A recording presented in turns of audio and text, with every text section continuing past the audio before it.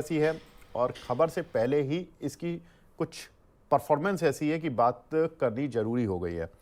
Tata motor passenger vehicle पर खबर ऐसी है कि थोड़ी नेगेटिव है कि दिसंबर 19 को एक फैसला होने जा रहा है जिसमें कि इंडिगो की एंट्री और टाटा मोटर पैसेंजर व्हीकल की एग्जिट सेंसेक्स से हो सकता है। सेंसेक्स में देखिए 30 कंपनियां रहती हैं और उसमें से एक कंपनी का आना और दूसरी कंपनी का जाना।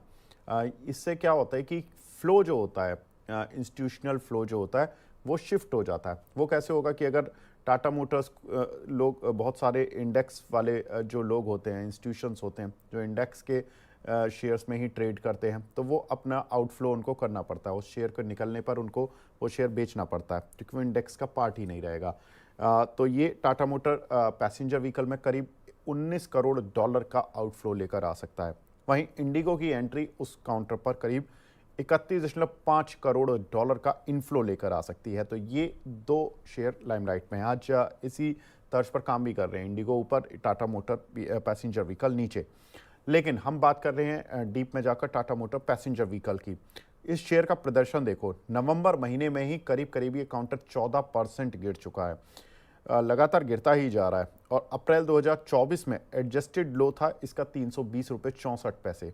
चूँकि टाटा मोटर पैसेंजर व्हीकल और कमर्शियल व्हीकल अलग अलग हुए, तो डिमर्जर के बाद पैसेंजर व्हीकल तो पहले लिस्ट हुआ, कमर्शियल व्हीकल हाल ही में लिस्ट हुआ है, नवंबर में हुआ है, और अक्टूबर में पैसेंजर व्हीकल दोबारा से लिस्ट हो गया था। टारगेट रहेगा 342 रुपये का। HDFC सिक्योरिटीज़ की राय है। अब लगभग HDFC सिक्योरिटीज़ की टारगेट पर ये काउंटर आता भी जा रहा है। अब यही मेरा सवाल है अंशुल भाई कि अब चूंकि ये जो लोअर वाले टारगेट थे, खराब खबरें थी, वो आ चुकी हैं। 357 और 342 में ज़्यादा अंतर नहीं रह गया, लेकिन जिसने 420 430 के लेवल देखे हों उनके लिए परेशानी तो है। 342 सपोर्ट है या 342 के आसपास कहीं आपके लेवल्स आ रहे हैं, या अभी और नीचे गिरने की चांसेस हैं? किया था कि 378 के नीचे अगर वीकली क्लोजिंग आती है तो फिर 320 रुपये 70 पैसे का जो स्विंग लो है वो टेस्ट होते हुए दिखेगा। तो फाइनली कंफर्म हो चुका है, 320 रुपये आते हुए दिख रहा है। ठीक है। अब 320 के आसपास अंशुल भाई अगर सपोर्ट अच्छा खासा है, देखिए अब यहाँ से जिस व्यक्ति ने 15% का लॉस झेल लिया, या तो उसके पास एक ऑप्शन बचता है कि वो और 10% झेल ले, 320 तक का भी झेल ले, 342 का भी झेल ले।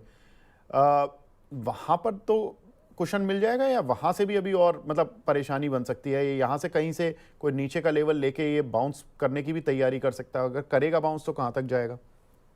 तो देखिए लार्ज कैप स्टॉक है और ऑल टाइम हाई से अगर 50% गिर गया है तो नेचुरली बाई बन जाता है। तो मैं तो 320 286 की जोन में अगर किसी को लेना है तो एक्यूमुलेशन की ही सलाह दूंगा, क्योंकि इसके बाद बेचा नहीं जाता, 30% के बाद तो खरीदा जाता है।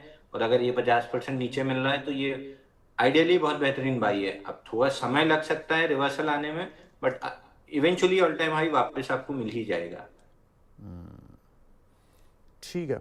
तो यहाँ पर थोड़ा सा डैमेज तो हो चुका है, थोड़ा डैमेज और झेलना पड़ेगा जो दर्शक हैं उनको। और दिसंबर वाली जो खबर है, जब ये सेंसेक्स से बाहर जाएगा, अगर ऐसा हुआ, ये खबर कंफर्म होगी, तब अभी तो सेंटिमेंटल इम्पैक्ट है, खबर आई है मार्केट में फ्लोट हो रही है।